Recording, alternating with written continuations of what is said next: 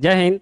आइए हम लोग जिस टॉपिक को आगे बढ़ा रहे थे, एलसीएम और एचसीएफ, है ना।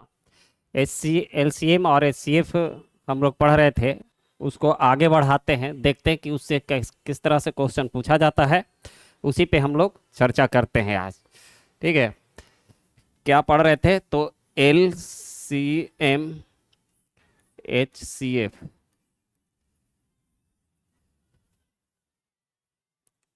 एलसीएम और एचसीएफ देख रहे थे, है ना।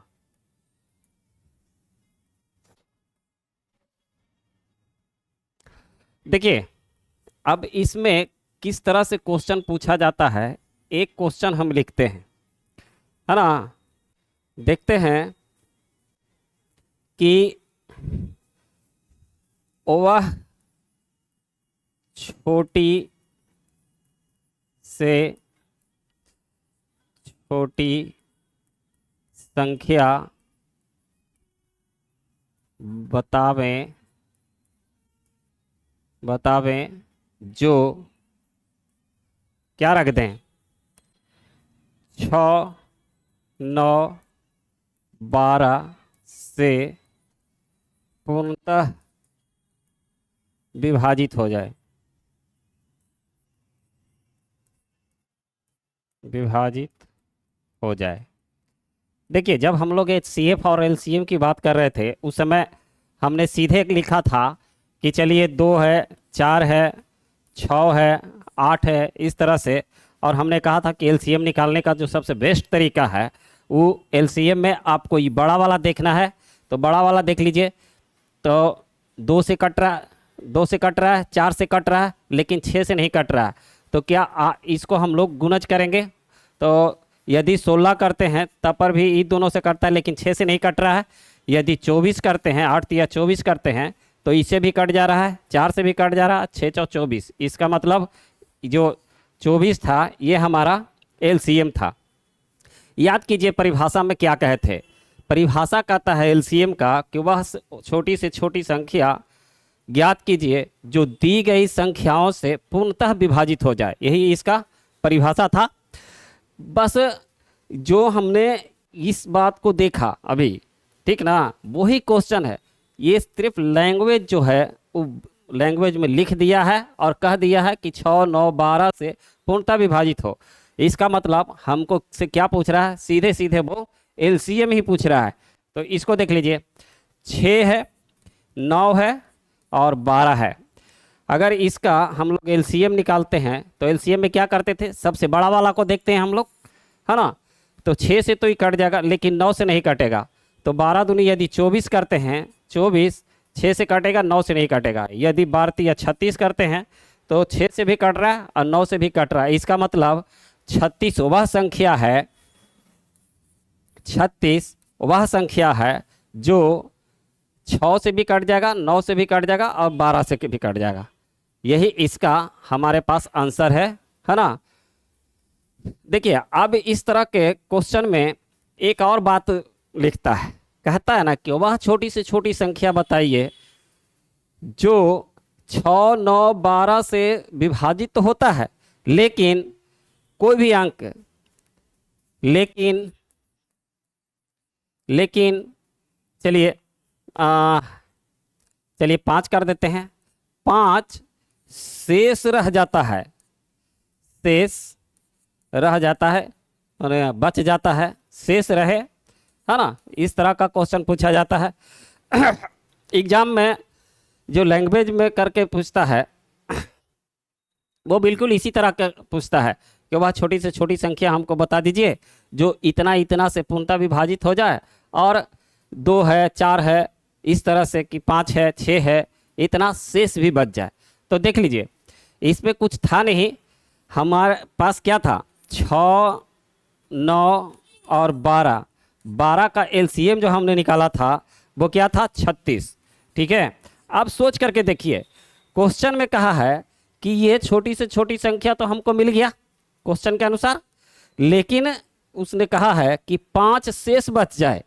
तो 6 से कटे, 9 से कटे या 12 से भी कटना चाहिए, ठीक है। और कटने के बाद में उसमें 5 शेष बच जाना चाहिए। अगर इस तरह से क्वेश्चन आता है तो आप इसको में सीधे 5 जोड़ दीजिएगा, ठीक है।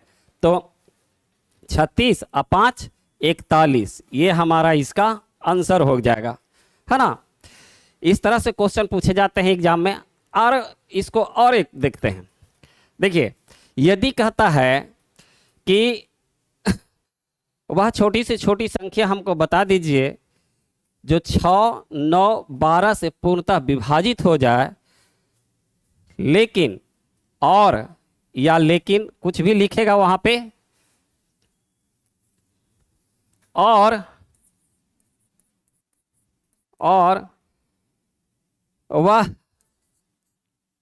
चलिए किसका कर दें, चलिए 18 का कर देते हैं। 18 का वर्ग हो। क्वेश्चन वही था, लेकिन अब धीरे धीरे क्या कर रहा है, फर्स्ट में हमने बताया कि वह छोटी से छोटी संख्या बताइए जो इतना इतना से पूर्णतः विभाजित हो जाए, तो उसका हमारे पास आंसर 36 था। और फिर कहे कि ऐसा बता दीजिए छोटी से छोटी संख्या जो 9, 6, 9, 12 से तो कटता ही है, लेकिन हमारे पास 5 शेष भी बच जाता है, तो इसमें 5 को हमने प्लस कर दिया था, है ना। इस तरह से ये 41 आ गया था। लेकिन अब क्या कह दिया है कि वह छोटी से छोटी संख्या हमको बता दीजिए जो इतना 6, 9, 12 से तो कटता ही है, लेकिन वह संख्या कैसा होना चाहिए, 18 का वर्ग होना चाहिए, है ना। तो ये सब इस तरह के क्वेश्चन है जो आपको पूछा जाता है एग्जाम में। हाँ, तो देख लीजिए, इसको हम लोग देखते हैं। देखिए, सबसे पहले क्या करेंगे, एलसीएम निकालेंगे। तो 6, 9 और 12, 12 का एलसीएम कितना होता है, 36। लेकिन प्रश्न में क्या कह दिया है कि वह संख्या 18 का वर्ग होना चाहिए, है ना। 18 को वर्ग मान लिए कि हमको करना है, तो 18 का वर्ग कितना होता है, 300। बैठो। देखिए, जितना का भी वर्ग पूछे, 12 का पूछे, 18 का पूछे, कुछ भी का यदि वर्ग पूछता है ना, तो आप इसी को गुणनखंड करके निकाल दीजिए। जैसे देखिए, यदि हमको 18 का वर्ग कर रहा है तो 9 गुने 4, ठीक है। अगर इसका हम लोग वर्ग निकालेंगे, ठीक, तो हमारा तो 4 का आ जाएगा 2, लेकिन 9 9 है। इसका मतलब यदि हमको इसको और तोड़ देते हैं, 9 हो गया, ये 2 है और ये 2 है ना। इसको में हमको 18 का वर्ग लाना है, तो क्यों ना एक 9 से गुना कर देते हैं, है ना। तो कितना हो जाएगा, 9 दूनी 18, 9 81 हो गया, है ना। इसका मतलब 36 को यदि हम 9 से गुना कर देते हैं तो 9 छक्का 54 के 4 और 9 तिया 27 और 5, 27 और 5 32। इसका मतलब ये जो हमारा 36 है, देख लीजिए यहाँ पर भी देख लीजिए, यदि इसका हम वर्गमूल निकालते हैं, है ना, तो 1 9 यहाँ है, 1 9 यहाँ है, तो 9 निकल जाएगा। 1 2 ये 2 है, इसका मतलब 2 निकल जाएगा, और ये पूरा का 18 हो जाएगा। इसका मतलब हमारे पास कहा था क्वेश्चन में कि वह संख्या हमको बता दीजिए कि 6 छोटी से छोटी संख्या 6, 9 और 12 से तो कटता ही है, लेकिन वह संख्या क्या होना चाहिए कि 18 का वर्ग होना चाहिए। इसलिए इसको हमने 9 से गुना कर दिया, 36 को 9 से गुना कर दिया, तो हो गया 300। चूँकि हमने क्या कहा था कि जब ये जो भी होगा इस सब का एक गुणनखंड होगा, ठीक है, गुणज होगा। तो 9 से यदि गुना किए हैं तो 324 आता है, और 324 हमारे पास क्या है, एक वर्ग है। किसका वर्ग है, तो 18 का वर्ग है। इसलिए इसका आंसर जो हमारा होगा वो क्या होगा, 324 होगा, 324, है ना। एक बार और देख लेते हैं। देखिए, कहा कि वह छोटी से छोटी संख्या हमको बताइए जो 6, 9, 12 से तो पूर्णतः कटता ही है, लेकिन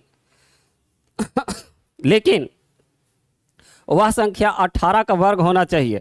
तो इसको हम उस जगह पे ले जाएंगे, है ना, कि 18 का वर्ग वो हमारा पास हो जाना चाहिए। हम समझते हैं ये आपको समझ में आ गया होगा। है ना। अब इसी को और आगे बढ़ाते हैं, इसी को और आगे बढ़ाते हैं।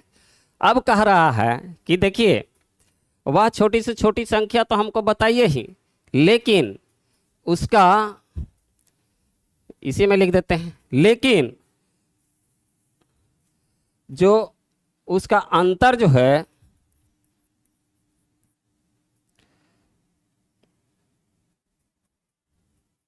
उसका अंतर और वह छोटी से छोटी संख्या बता दीजिए जिसका अंतर और, देखिए अब हमारे पास क्वेश्चन है, अब कह रहा है कि वह छोटी से छोटी संख्या हमको बता दीजिए जो 6, 9, 12 से पूर्णतः विभाजित हो, ठीक ना, पूर्णतः विभाजित हो, लेकिन शेष उसमें क्रमशः कितना कितना बच जाए। हाँ, 5, 8 और 11, मैंने 5, 8, 11 रहे। इसको बनाने के लिए सबसे पहले हम लोग क्या करते हैं कि ये जो 6 है ना, इसका अंतर निकाल देते हैं। तो 6 है, 5 है, 9 है, 12 है, 9, इसका अंतर कितना है, 8 है, और 12 है, इसका शेष 11 है। अंतर कितना कितना आ रहा है, 1, 1 और 1। देखिए इस तरह का क्वेश्चन बनाते समय यदि एग्जामिनर, इस तरह का क्वेश्चन हमेशा आते रहता है सब जगह, अगर ये जो अंतर होगा अगर बराबर नहीं होगा तो वो बड़ा समस्या है, वो नहीं बनेगा एग्जाम में, ठीक है। इसीलिए एग्जामिनर जब क्वेश्चन सेट करता है तो वो विद्यार्थी को ध्यान में रख कर कहीं सेट करता है कि बच्चा माने विद्यार्थी बना सके, है ना। तो देखिए अंतर 1 है ना। तब देख लीजिए अब क्या करेंगे कि ये 6, 9, 12 का एलसीएम लेंगे। 6 है, 6, 9 और 12 में 12। क्या कहे थे कि क्या होता था, सबसे बड़का को देखते हैं एलसीएम निकालते समय 6 से कट रहा है लेकिन 9 से नहीं कट रहा है। यदि हम उसको ऊपर लेके जाएंगे तो 12 दूनी 24, 24 भी 9 से नहीं कटेगा, तो 12 तिया 36। इसका मतलब, हाँ इसका मतलब इसका एलसीएम जो होगा वो कितना होगा, 36 होगा। अब देखिए हमको कहा था ना कि इतना इतना इतना से तो कटना चाहिए, ठीक ना, लेकिन शेष हमारे पास क्रमशः 5 बचना चाहिए, 6 बचना चाहिए और इतना बचना चाहिए। तो देख लीजिए अगर इस तरह का क्वेश्चन यदि कहा रहा है कि हमको शेष में, तो आप इसको क्या कीजिए कि 1 जो जितना अंतर आ रहा है, ठीक है, मान लीजिए कि 2 अंतर रहता, 3 अंतर रहता, तो उस अंतर को क्या करते हैं, ये जो लाए हैं हम उसको में घटा देते हैं, है ना। ये हमारा आंसर हो जाता है। कैसे हुआ उसको थोड़ा सुन देख लीजिए। जैसे देखिए कहा था ना कि 6 से तो विभाजित होना चाहिए, है ना, लेकिन 5 उसको में शेष बच जाना चाहिए। तो देखिए 35 रहेगा तो ना 6 से भाग देंगे इसको में, तो 6 बचे 30, 5 शेष बचेगा ना। इसका मतलब हमारे पास 5 है, 5 शेष लाने के लिए हमारा आंसर जो होगा 35 होगा। दूसर का भी देख लीजिए 36 है, 36 है, और कहा था कि जो 9 से पूर्णतः विभाजित होना चाहिए, लेकिन कितना अंतर आना चाहिए, शेष कितना बचना चाहिए, तो 8 शेष बचना चाहिए, तो 9 से भागा दे दीजिए, तो 9 तिया 27, ठीक है।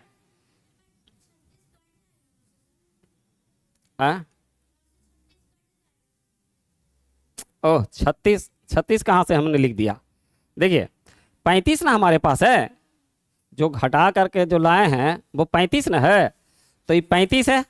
अगर इसको हम भागा देंगे 9 से तो 9 तिया 27, अब इसको 8, 7, 15, इसका मतलब ये जो है हमारे पास 8 शेष बचा। वही ना कह रहा है कि यदि 6 से भागा देते हैं तो कटेगा लेकिन 5 शेष आएगा, और 9 से भागा देंगे तो कटेगा लेकिन 8 शेष आएगा। 11 से भी देख लीजिए, 12 से भी देख लीजिए। तो यदि 35 है, अब 35 में यदि हम 12 से भाग देते हैं तो कितना, 12 दूनी 24, 12 तिया 36 हो जाता है, इसलिए 24 से रहेगा, है ना। अब घटा दीजिए 1 और 1, देखिए है ना, ठीक है। तो हाँ हाँ, ये जो शेष है इसको समझिए एक बार फिर। देखिए ये जो है इसको से क्रमशः शेष लिखा रहेगा, है ना।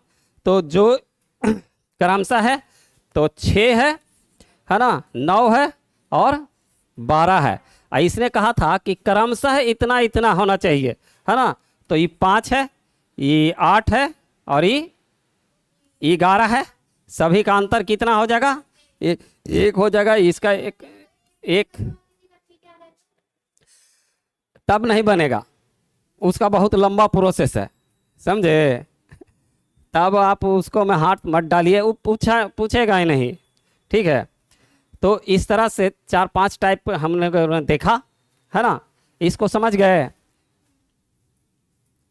चलिए इसको थोड़ा सा और एक तो कर दें, तब बेहतर समझ जाओगे इसको।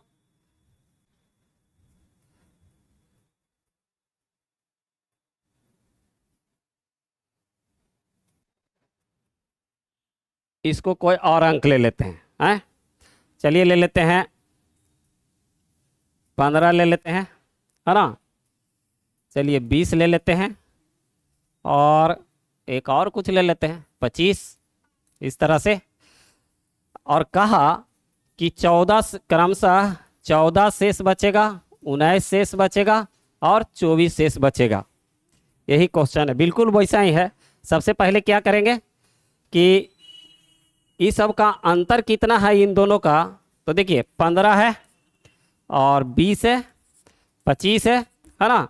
इसमें 14, इसमें 19। आप इसको दूसरा अंक भी रख सकते हैं, जैसे 13 यहाँ पे रख देते हैं, 18 यहाँ पे रख देते हैं, 23 यहाँ पे रख देते हैं, है ना। तो अंतर एग्जामिनर उस इसी तरह से देता है ना। तो ये 24 है, सबका शेष समान है, इसका मतलब ये हमारा बनेगा, है ना। तो देख लीजिए अब 15 है, ये 20 है, ये 25 है ना। इसका हमको एलसीएम, सबसे पहले एलसीएम निकालना है ना। तो एलसीएम निकालेंगे तो कितना हो जाएगा? 25 को देखते हैं, तो 25 ले जाएंगे ऊपर, 50 होगा तो कटेगा, 25 या 75, तो ई तो कट जाएगा, इसे नहीं कटेगा। 25 और 100 इससे कट जाएगा, इसे नहीं कटेगा। 125 दोनों में से किसी से नहीं कटेगा। और एक अगर 25 का 150, तो 150 करेंगे तो इससे तो कट जाएगा, इससे नहीं कटेगा, है ना। तो कहाँ पे लेकर के जाएं कि उतना गुना भागा अगर आप नहीं करना चाहते हैं तो उसका भी प्रक्रिया है कि अगर नहीं कर रहे हैं तो इसको कर देते हैं। देखिए 25 को हम 5 गुने 5 तोड़ देते हैं, है ना। देखिए यदि 15 का बात करते हैं तो 3 गुने 5, ठीक है। देखिए 1 5 यहाँ है, 1 5 यहाँ है ना।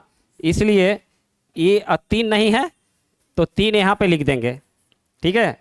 अब देख लीजिए 20 है ये, तो 4 गुने 5, 5 तो है वहाँ पे लेकिन 4 नहीं है ना, 4 नहीं है।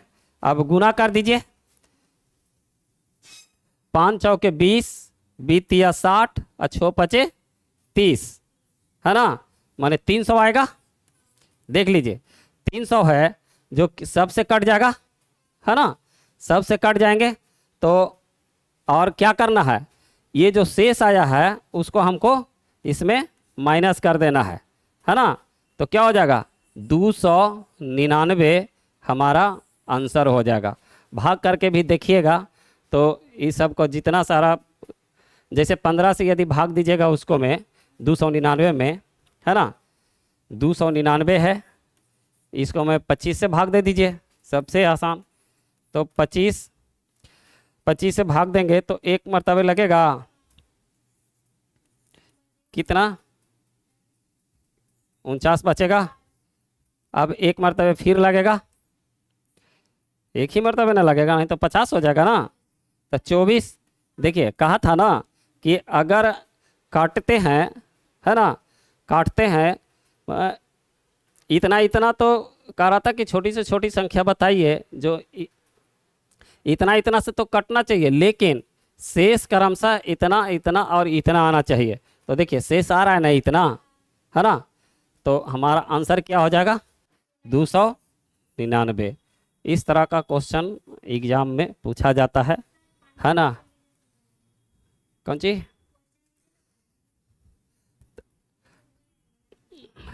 अच्छा ठीक है, तो इस तरह का क्वेश्चन पूछा जाता है एग्जाम में, है ना, हमेशा एग्जाम में पूछता है इस तरह का क्वेश्चन।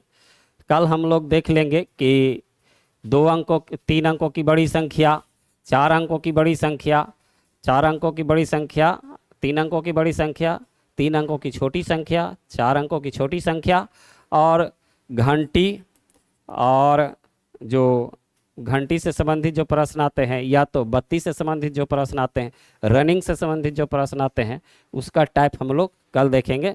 यदि वीडियो अच्छा लगता है तो सब्सक्राइब कर दीजिएगा और लाइक कर दीजिएगा। ठीक है, जय हिंद।